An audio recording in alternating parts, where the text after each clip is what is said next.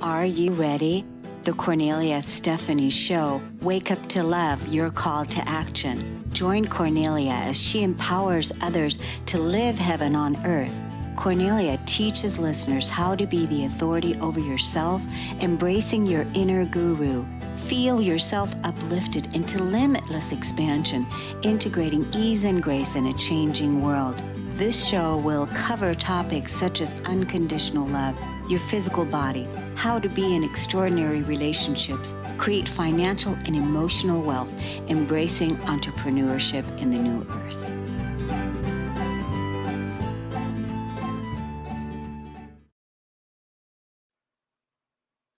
Hello, everyone. Welcome to the Kornelia Stephanie Show.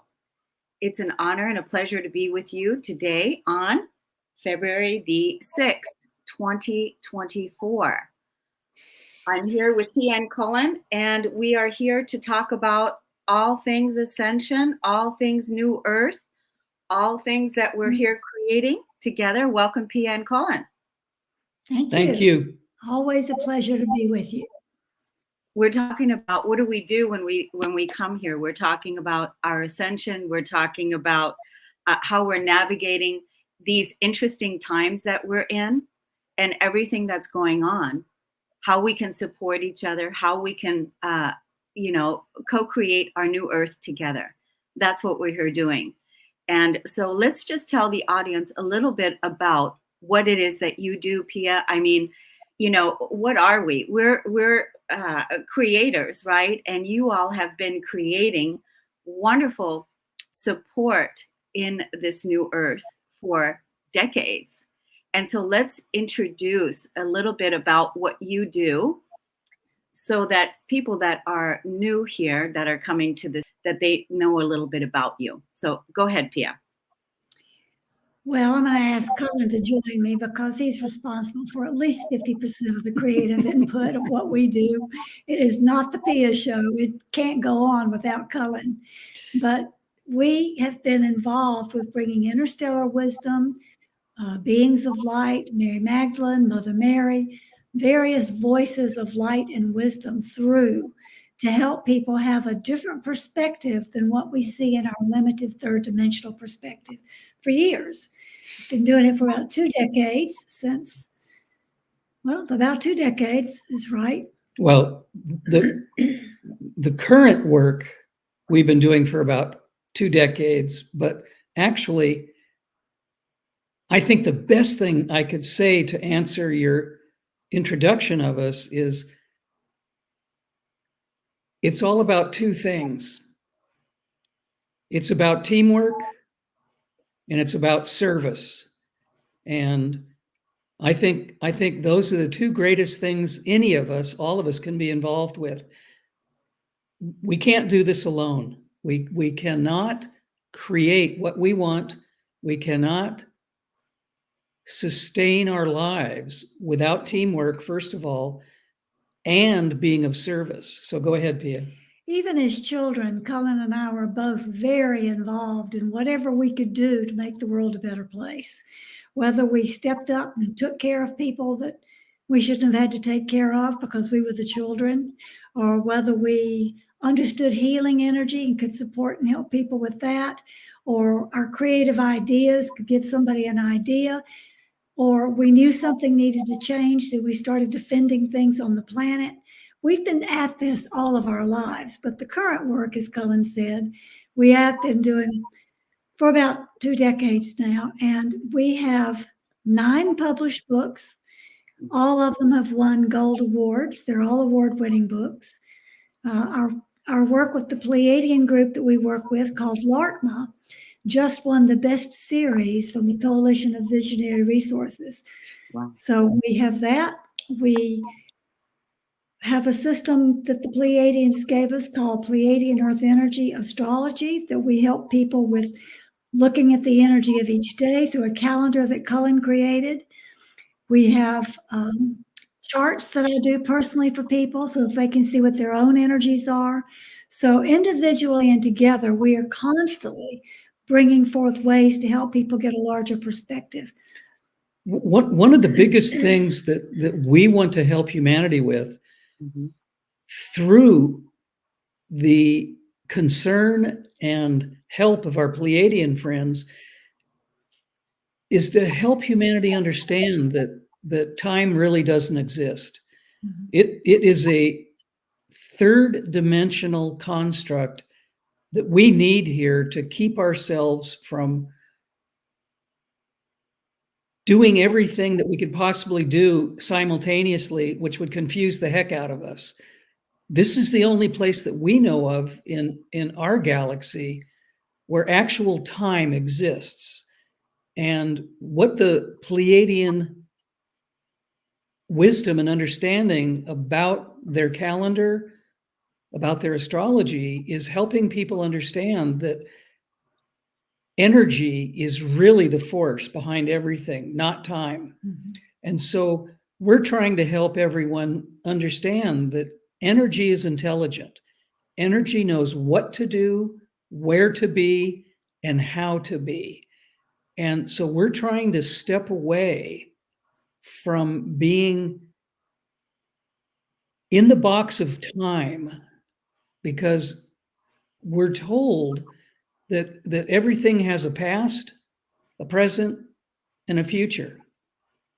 And the trouble with that is it compartmentalizes how we live our lives. And the Pleiadian perspective on this is that actually it's all happening simultaneously. We're here on Earth as humans doing what we volunteered to do, but we are also many, many other places simultaneously. People talk about past lives. Laarkmaa, our friends, want to call it parallel lives, that we're actually here, doing what we're doing as humans. We're also in other dimensions and other realms doing other things as part of us, as part of our souls. And there's another part of us that never leaves the spirit world. We're in a place where we're figuring out what we're doing in all of these realms.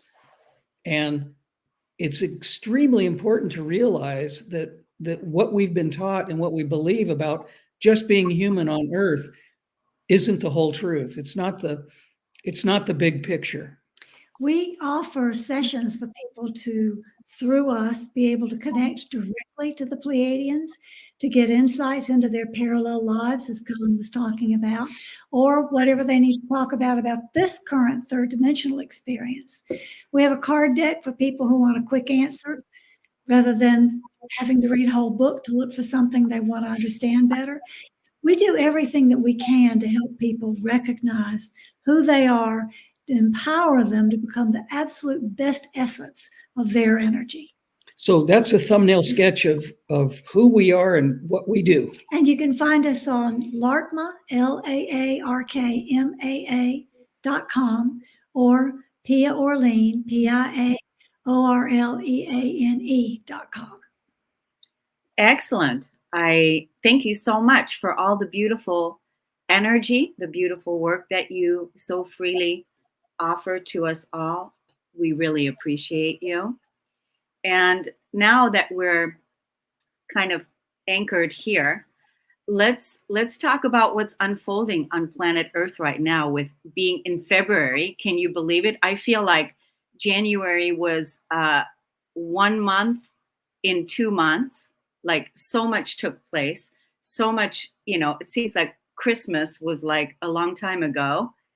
And do you feel that also? Do you feel like there's just a lot going on? Absolutely. Do you want to talk? I was just going to say, in terms of Christmas was a long time ago, yesterday was a long time ago. We're living in an unprecedented time of what laarkmaa calls elastic time, or what's one of the other terms they use? Liquid time. Liquid time. Liquid time. Where one day can feel like a month can feel like a year, or one day could roll on and on and on and on, and it never seems to end. We're stuck in that one day experience, but it doesn't finish itself. It just keeps moving forward. And I don't think humanity has ever experienced this before. The energy of what's going on is absolutely unprecedented. And what you brought up about January feeling like it was 2 months packed into 1 month, P and I sometimes think, where did the past 6 months go? It went by so fast that we don't really have a way of understanding what went on. But at the same time, it seems like it took a lifetime to get through that 1 month. So this is a different game. This is a different experience for us. And I mean all of us, not just Pia and me and you. I mean all of us. And I guess what we have to do is simply be curious and move along as things happen. Instead of wanting to go backwards and saying, oh, I wish things were normal, or I wish we could go back to where things made more sense. I don't think that's ever going to happen. I think we're moving in a direction where we're going to see, feel, and know things that are totally out of our ken of understanding. And I think that is showing us that we're transitioning into something else. And what laarkmaa would call that is cosmic citizens. We're no longer just thinking that I'm a human here on Earth, and that's the totality of what I am, who I am, and what I'm doing. We're entering a transitional phase where we're everything. One of the beings that we talk to on a regular basis is an Arcturian who is captain of a starship for the entire Earth sector and more. And he gave a message last Sunday about the fact that we need to be able to drop our experience and our belief systems about science. We've been taught about Newtonian physics, and then came along quantum physics. And he said, forget all of that. You need to be focusing on quantum physics beyond that, into cosmic physics. Quantum physics is not the end game. Cosmic physics is where you need to go. So you're going to be seeing and experiencing things that you can't explain through your old ways of trying to explain things. And that's what we see happening every single day. I think our training about our five senses has become outmoded. I don't think we can rely on the five senses that we utilize to navigate our lives. Our Pleiadian friends say that what's been called the sixth sense, intuition, should be called the first sense, not the sixth sense, that we should rely on our intuition first. And just uttering these words is giving me goosebumps all over my body, because we have relegated our heart wisdom, our intuition, as something that may not be as important as what we think our minds are all about, or what our brains tell us. And I think part of this transition that we're involved in at this time is realizing that the heart has all the wisdom we need. And our intuition is the gateway to that heart wisdom. When people have a sense of deja vu, when they get a sense of, oh, this seems familiar, or I've already done this, or we get an epiphany about an idea that we've never been connected with, but it seems big, it seems important, that is connecting with our intuition. And that comes from the wisdom of the heart. And so I think this transition that I'm talking about, that we're going through collectively, is all about changing our perspective of what we thought was real, and the belief systems that either we were taught or that we thought we figured out on our own.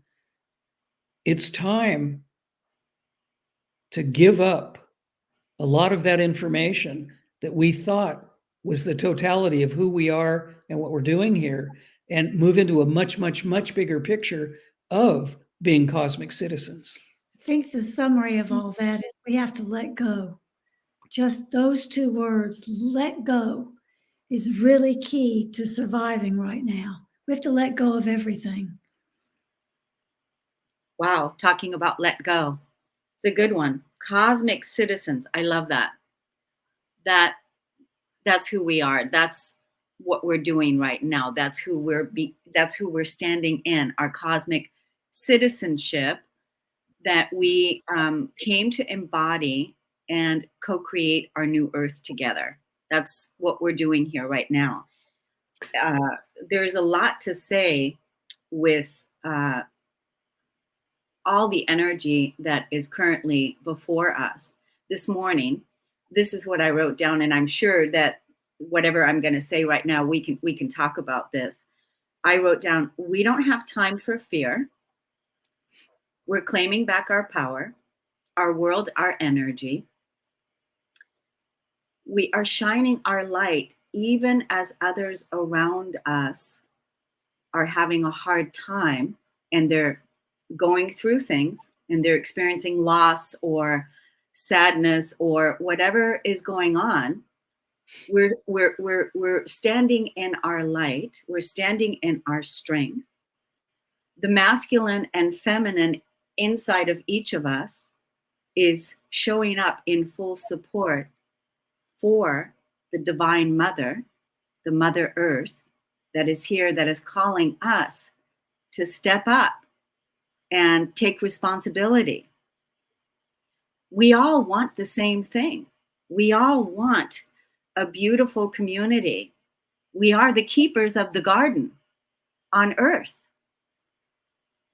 We're the ground crew in action. And it's time. It's time for us to really claim that back, to really stand in that, and to stand in our abundance. You said the words earlier, it's all about energy. It's all about energy. And we're capable of so much more than we thought before when we were in our limitations and releasing the fears. We don't have time for fear now. We don't have time for it. Do you resonate with that? Do you agree with that? I would say well written and well spoken. Yes, absolutely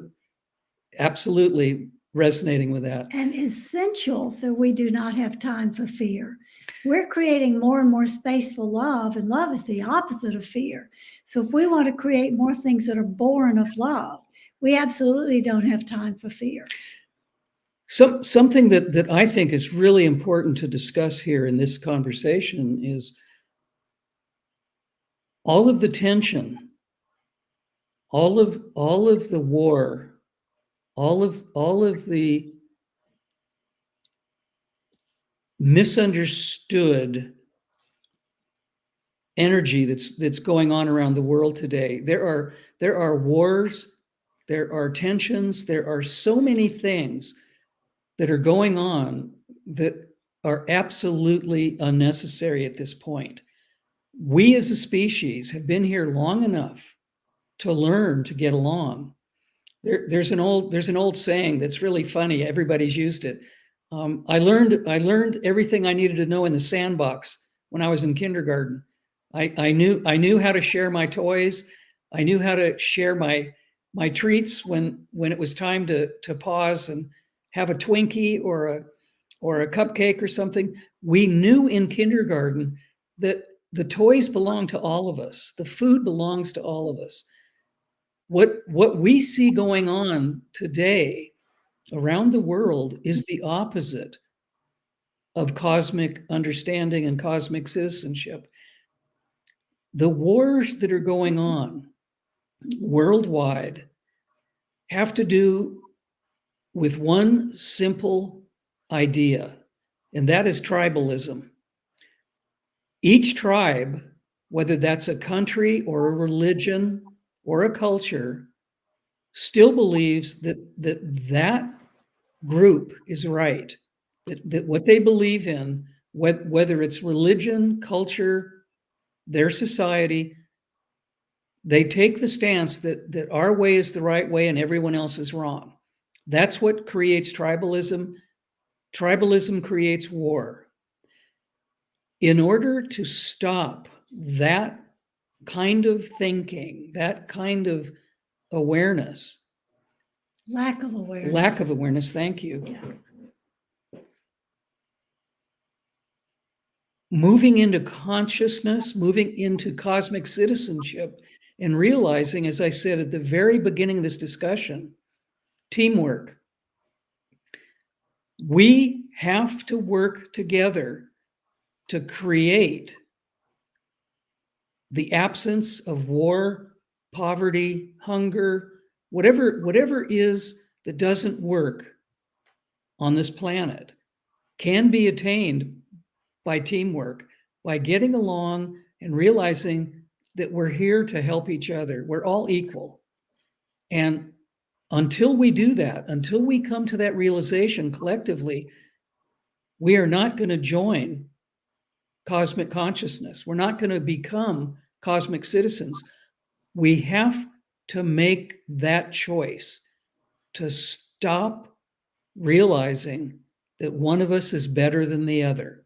And when we do that, we will become cosmic citizens, and we will create the idea that we've been talking about forever, a Garden of Eden here on this planet at this time. It's a simple equation. If we don't stop doing something and start doing something else, we're going to continue doing what we're doing, and it's never going to work.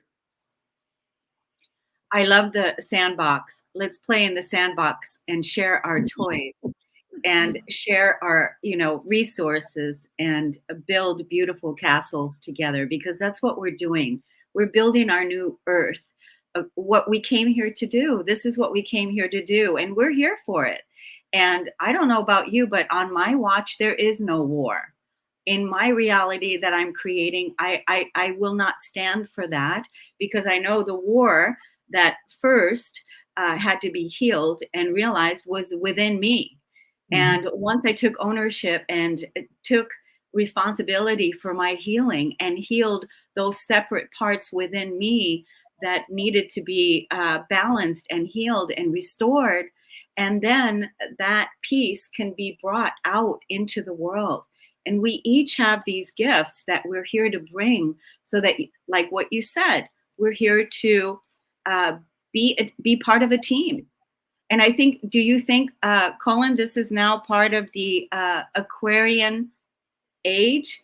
The Pluto in Aquarius is activating that time period now?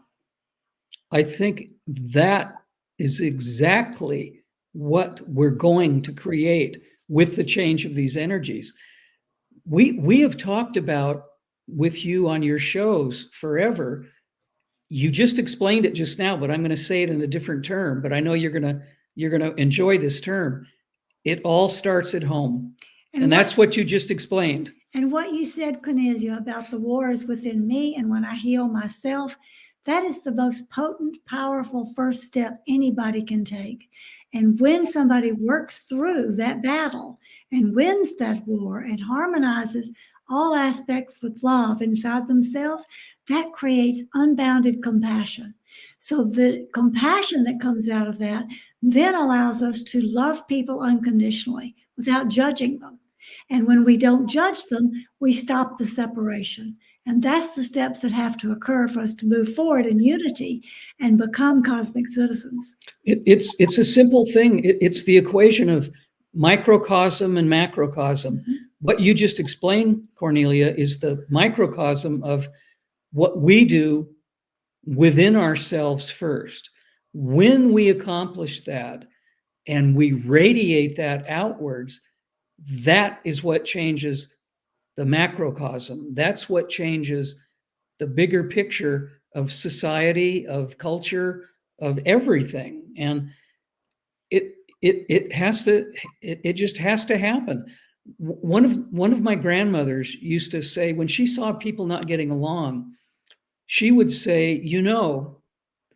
you have to sweep your own dooryard first before you can judge someone else's yard or someone else's dooryard.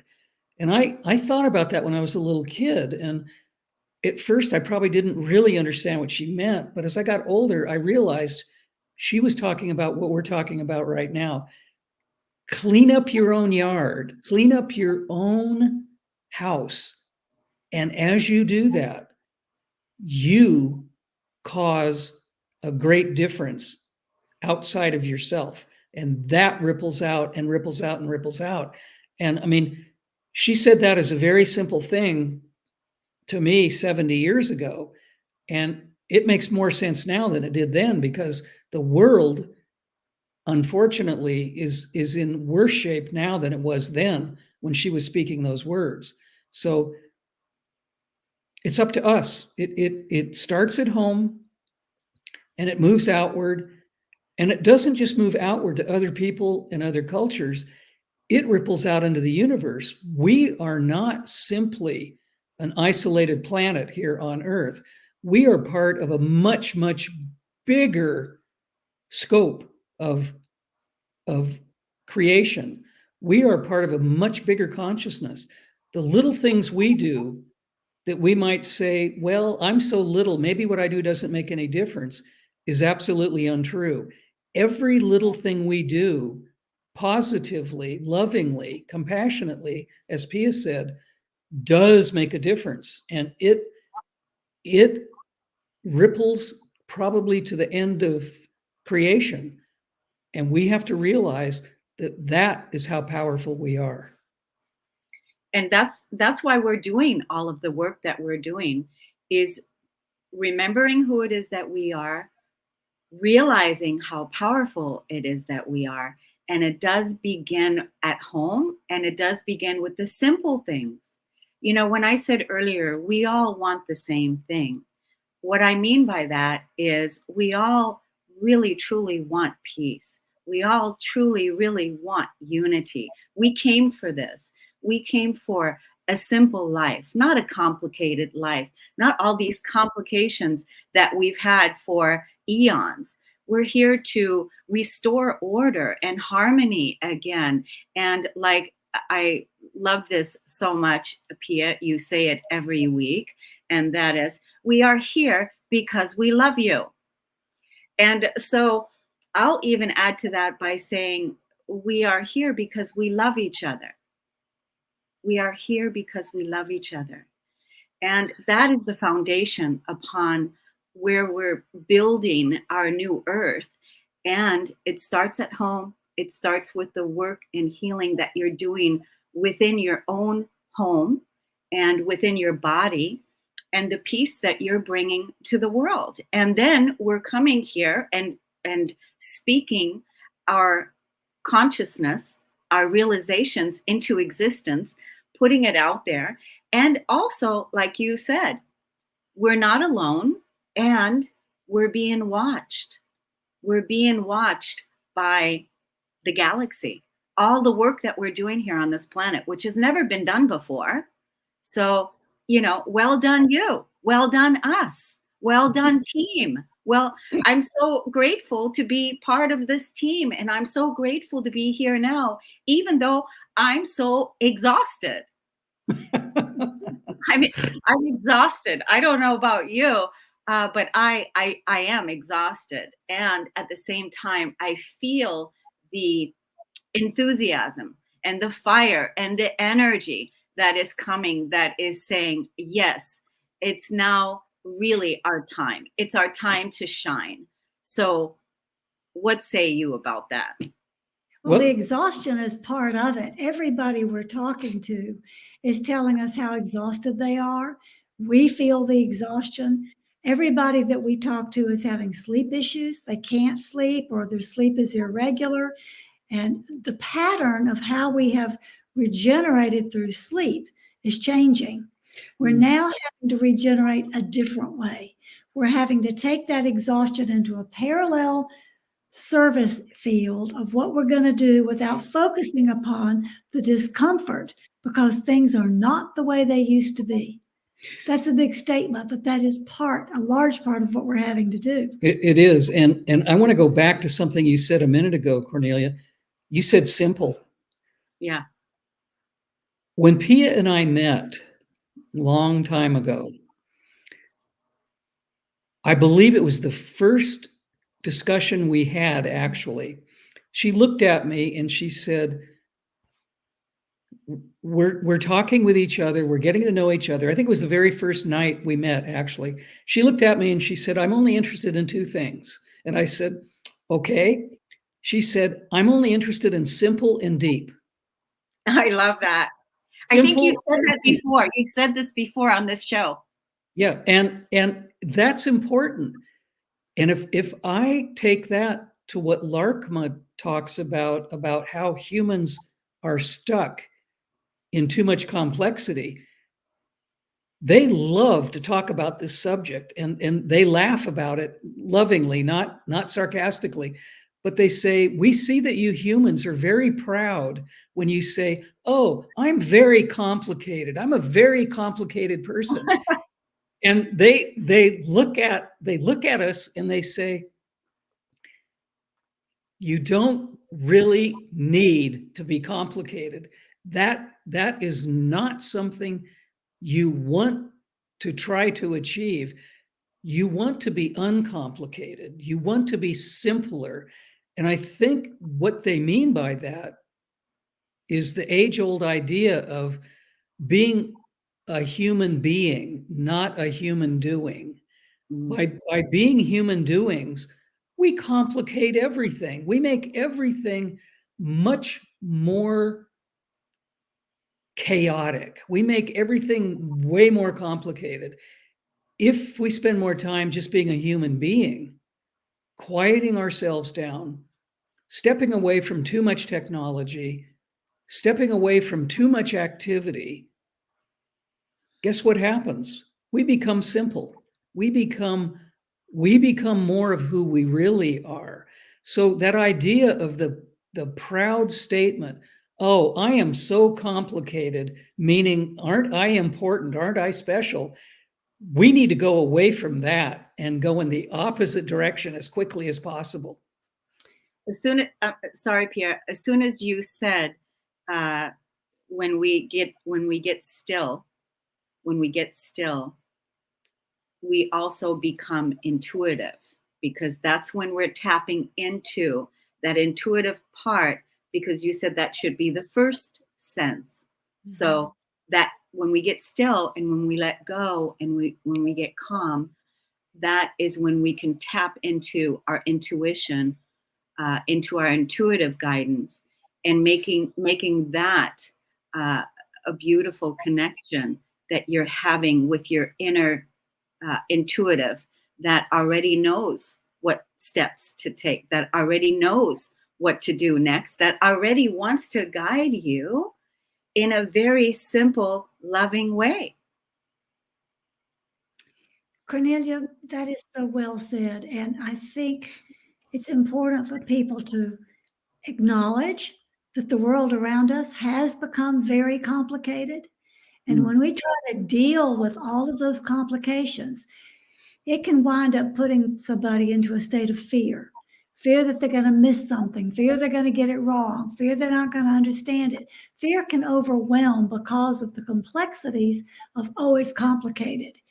And what you said a long time ago as we started the show about living in a parallel world, that's the simple and deep that we're searching for, that we sidestep the complexities and move into the essence of the energy of who are we and why are we here.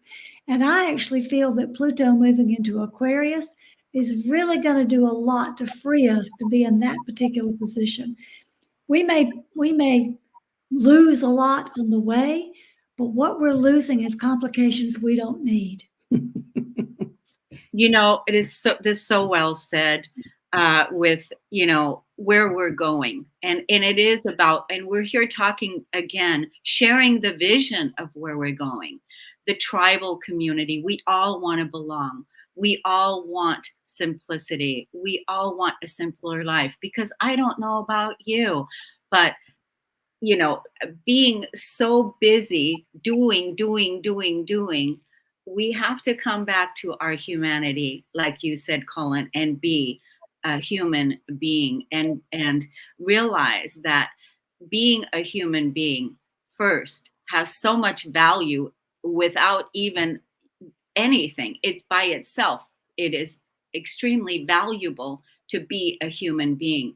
Nothing to be earned, nothing to have to achieve, just be. And let that be enough, because you are enough. That, Kornelia, I think what you just said is the essence of who we are when we arrive here as a baby. When we're newly born, it seems to me that we're in that place, that sense of just being. We're not, little babies aren't concerned about the stock market. They're not concerned about what kind of clothes they're going to choose. They're not concerned about eating in the fanciest restaurant. Little babies are just here. They're simple. They're just experiencing that soul essence of just existing in the consciousness. They're just here. And I think that gets beaten out of us. By the time Pia and I have talked about this and we've written about this, by the time children get socialized, about the time that they enter school, 5, 6 years old, a switch takes place. Before they enter school, they understand how important play is. They understand about how important being creative in their funny little ways. Watching a child skipping. I mean, you can watch children in a playground and they may be talking to one another, or they may be talking to a parent or playing on the swings, but all of a sudden you notice they just start acting something physically, and we can see them start skipping. That skipping is absolute joy that they're experiencing. It's so enlivening to watch this. As we get more socialized, that is when the complication starts. That is when the rules start applying. And I think we can learn so much from watching children by the way they live their lives. They know that simple pleasures are really important. They don't judge it. They don't think about, well, what am I doing? Is this the right action I should be doing? They just do it. And I think adults have in a very big, very wholesale way stepped away from that sense of just being. And I think the wisdom of little children is something we can watch and learn from, because they are in a place of absolute living in the now. And I think we've pretty much lost that sense about ourselves. The return of our innocence is also now.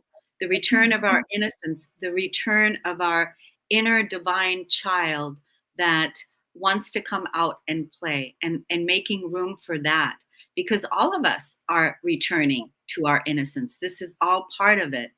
This is all part of our growth. This is all part of our evolution, and allowing that energy of joy, the divine child, the playing together, the eating together, the sharing together. That's the vision of the simplicity of what it is that we're doing.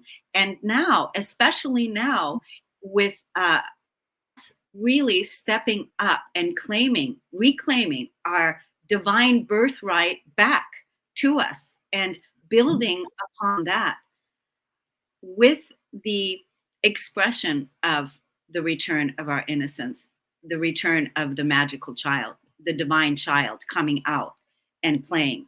And yeah, that's what it is. And I'm really excited about it. Hopefully, with the energies that we've been talking about a little bit astrologically, about how we're entering the age of Aquarius now, we hope and we envision that we will be stepping away from the restrictive foundational controlling energies that were so prevalent during the time that Pluto was in Capricorn for the past 17 years. Hopefully, what we're talking about right now will more easily come about. It will more easily show up just naturally because the energies will allow more freedom, a more creative way of living our lives. And so I'm hoping Pluto will be in Aquarius for 20 years from 2024 to 2044. So maybe realistically for the next 20 years, we can see a continual movement towards more freedom, more joy, a lighter experience for all of us. Cullen, are you feeling, because you had a lot of planets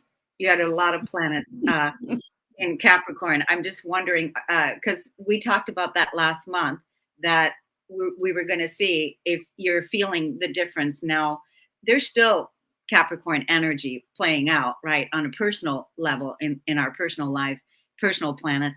But do you feel a difference? I'm curious. I do. You do. It's subtle in some ways, Uh-huh. and I can feel the beginnings of a letting go of the control of the restrictiveness of what we've been engaged in. But I don't think it's going to show itself as strongly until after this coming fall, because unfortunately, Pluto will retrograde back into Capricorn for a very short time, about a 6-week period between September and November, about 6 weeks approximately, where there will be a bit of a backlash back into Capricorn being controlled by Saturn. But once that goes direct past this coming fall, I think we will see more and more of the restrictive nature, the dominance that we've been under all these years. I think we'll see a much greater appearance of that. I would say we've broken down the prison walls, but we still got the leg chains on. Yeah, that's a good way. I once had an image where the elephant was cut loose from the chains, but the elephant didn't know it was loose. Mm-hmm. It didn't know it wasn't chained anymore. And I think that's a really good analogy, Pia, that you just mentioned. Is we still have the chains on, but we can again let go of carrying the heavy loads that we've been carrying, and releasing with more willingness to live a simpler life, really asking ourselves, what is it really that you want? And when you really ask yourself, what is it that you really want? You want more time freedom. You want more freedom to express. You want more freedom to create.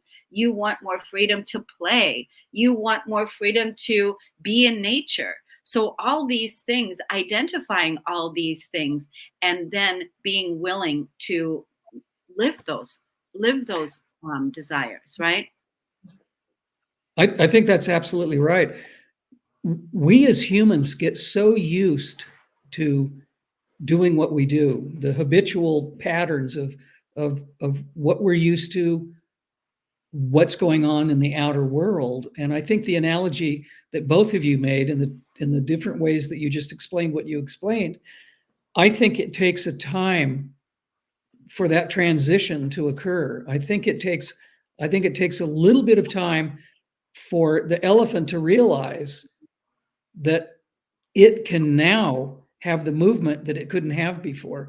But I don't think it happens instantaneously. I think it's a transitional period where day after day, month after month, there's a bigger recognition that, oh, I'm not stuck here in this position that I was stuck in. But it takes a bit of a time for that to become real.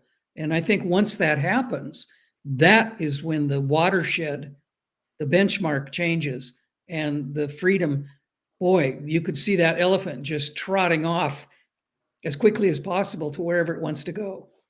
And the elephant, when I look at the elephant that you just described, the first image that came to me is the happy elephant, the happy, the happy elephant, you know, being free to roam and free to do what an elephant does, right? It's like the happy elephant, and we are all the elephant in the room. And to realize that we are here to live as happy elephants. That's the divine child speaking right now. That's the quirkiness of Aquarius. And that's, you know, again, Aquarius is goofy. It's quirky. Accept your goofiness, accept your quirkiness, and allow that to shine out. Allow that innocence to shine out. In my journal this past week, I was writing down, you know, like my ideas of different things that I'm creating, different things that I'm excited about, things that I'm doing. And then the intuitive guidance was also, this may take a year to unfold. This may take a year to unfold. And as soon as I read that, and seeing this may take a year, because I'm an Aries rising and I want what I want now. That's, you know, like I want it yesterday. You know, it's like, okay, come on, let's go. Let's get it done, right? So it said, this may take a year. And so that was like, okay, cool. I'll calm down. You know, this may take a year. You know, my impulsive energy that, okay, I'm an Aries rising and I want this now. It was really beautiful to see this may take a year. And so I think it's a good message for all of us, is as we're approaching 2024 continuously with our consciousness and our present now moment, what is it that we want to create? We talked about this also last show, that, you know, we're watching the chaos play out simultaneously, the destruction play out, and at the same time we're co-creating our new earth together. And to continuously watch what's going on, but acknowledge and declare where you stand and where you are. That's, I'm in the new earth. I declare I am here. I am here for this. We signed up for it. So it takes a lot of strength and it takes a lot of courage. And I think that dragon energy, that is the year of the dragon, Chinese energy, is that dragon energy is really also going to help us ride our dragons, right? To, you know, have the courage to do what it is that we came here to do. Because I too felt this past week, oh, not so bright, not so much, not so bold. You know, I felt that energy. It's like don't shine too bright. Don't be too bold. Don't, you know, and I see this, right? And in my own consciousness, don't shine too bright. Don't be too bold. Don't be too courageous. Don't be too. And so noticing that, we all feel that. We all feel that energy. And it's our time to shine. It's our time to be courageous. It's our time to be bold. Well, Cornelia, you said something about being an Aries. You always want it right now. You know that Neptune moves into Aries in April this year. And that means we can make our dreams come true. We can absolutely put something out there where the dreams, Neptunian dreams, are affected by the Aryan energy, so we can manifest all these things we're talking about. The energy is going to be there to support that. Yeah, and that's the other part that I'm feeling. I'm feeling that now we are really manifesting our dreams. This is the time where it's really happening. You know, over the last decade of all the heavy lifting and everything that we've done to heal the imbalance within our own self. And now we're able to manifest now the support, now the resources, now the abundance, because we're standing in our abundance. We're standing in our divine birthrights. We're standing in our worthiness and our knowing that we deserve this and we're here for this. You talked about this earlier, Cullen, when you mentioned the little baby. I've written about this myself a lot. With a little baby doesn't have to prove it's worthy, because the little baby is already worthy. And we are just like that little baby. The little baby deserves respect. The little baby has value, even though the little baby hasn't earned any money, even though the little baby hasn't written a book, even though the little baby hasn't done any of these things to achieve any of these things, to receive the value, the respect, and the honor of that, of who that baby is. And we have to remember that we are like that. Absolutely. Yeah. And I want to comment on the comment that somebody has put up on the screen. We are here to learn to love ourselves. I would like to expand that for consideration, because I feel we are here to learn to love everyone unconditionally, including ourselves. Yes. Well, that's encompassed in what we've talked about already. Right. If we love ourselves, that is the springboard for the ability to love everyone else. Because if we don't love ourselves, how are we possibly going to have the gratitude, the compassion, the ability to love others around us? It has to come from within first. But I think it's important to remember that we're not here just to learn to love ourselves, because we're bigger than that. That's the starting point. We're here to learn to love everybody, including ourselves, as the starting point. Yeah. So, Well, Maria, fits well with you. I hope that is acceptable to you.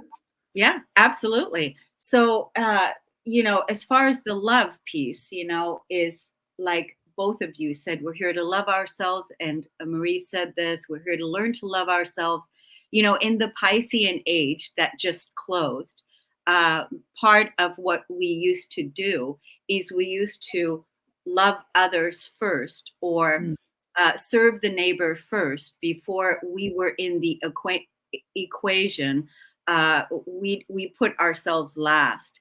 And that's why we've learned, or we're learning, to bring ourselves back into the equation and put ourselves first. And then once that self is included, now we have the ability to extend that love that we have. And of course, let it ripple out, let it flow out, let it love the neighbor as yourself. Love the neighbor as yourself, because before we weren't included in the picture, because self-love only happened over this last decade. That's when we were really practicing the self-love for ourselves. We had to learn to do that. We had to learn to include ourselves in it and not deplete ourselves, putting the neighbor first, sacrificing the self for the neighbor. No, we're not here to sacrifice. We're here to unite. We're here to give. But the temple has to be full, and let it flow from the overflow. Let it flow from the overflow and include all. Of course, the unconditional love is then rippled out, right? Absolutely. The old saying that until we fill the cup of our own love, it's not possible to have that overflow go out to others. And I think it's a very simple saying, but I think there's a lot of truth to it. And you just expressed that very well. We've been trained by religion, culture, education, just about everything in the human condition. We have been trained to always take care of everyone else first. And if we have an ounce left of energy or love, then we can take care of ourselves.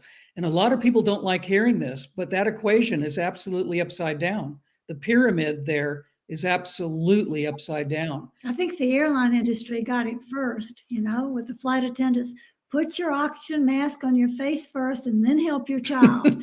They got it first. If people would just look at that simple example and apply it to everything across the board, we'd all be a lot better off. And so here it is, we're returning to our simplicity.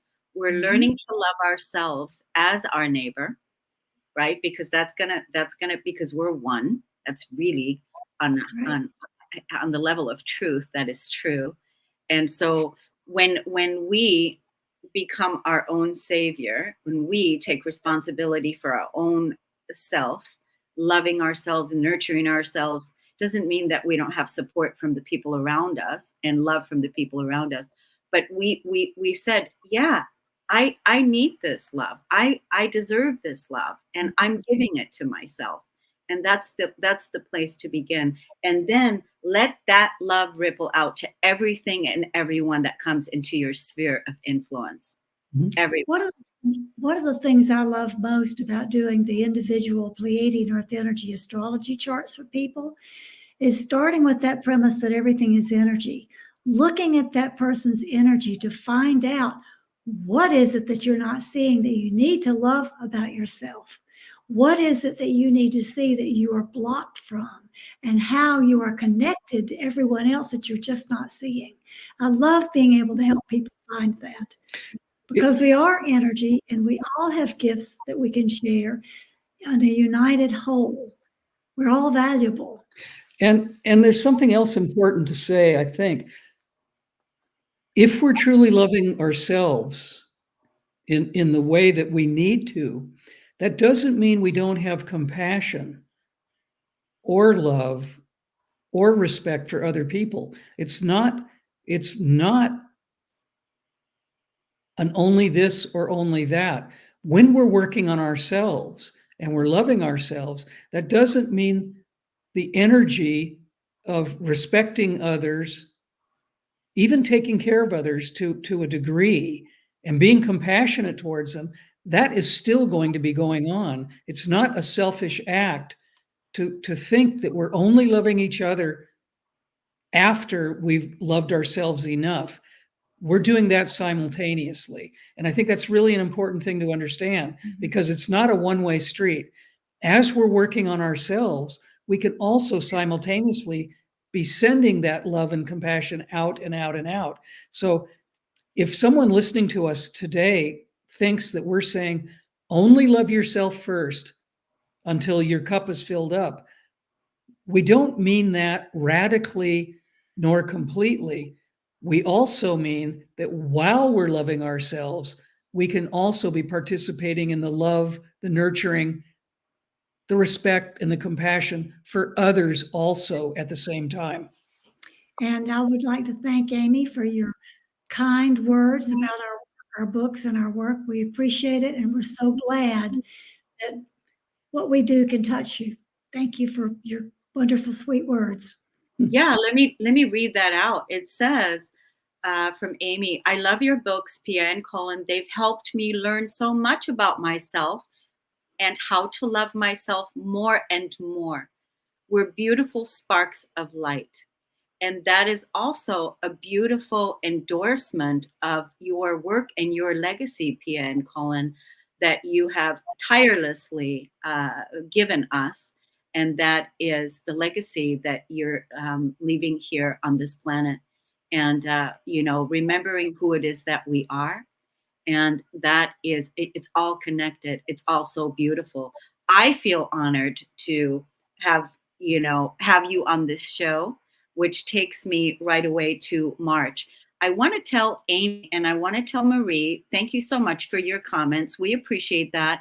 And we want you to put this date on your calendar so that you can join us live again for the next show. And so, Pia, do you have down March 5th for our next show live? I have my calendar right here. Let me look. Do you have it down? Okay. Okay. So yep. Marie and Amy, thank you for your comments, and join us again live on March 5th, which is going to be again at 7:30 a.m. Pacific time. and where we're going to, again, co-create together and raise the vibe, raise the consciousness, welcome our inner child, shine our light out, be courageous, be bold, be strong, live simple, all those wonderful visionary things that we are sharing here. And thank you so much for being a part of it. Let's continue our teamwork. Teamwork is dream work. Teamwork is dream work. So I just want to say thank you to everybody that's listening and tuning in. And yes, thank you for everyone showing our love. If you're watching this video on YouTube, smash the like button. Like when I watch videos from other people, you can see my Aries rising is totally activated. Like I feel sometimes like a rocket that's about to take off. Like I'm glad I know how to ground. It's like, okay, Kornelia, calm down. Calm down. It's so funny. But smash that like button. When I watch other people's videos and when I totally endorse the message and approve the message, and I'm like, yes, I love this, I usually write, how many times can I smash this like button? How many times can I do it? Because you can only do it once. I want to go like this. Go, go, go, go. So let this enthusiasm and excitement ripple out to all of you that are ready to take on your joy, your abundance, claiming our new earth back, and smash that like button, and then come again and join us again next month, March 5th, when we'll be here together again. Thank you, everybody, for tuning in. Thank you, Pia and Cullen. Lots of love to everybody.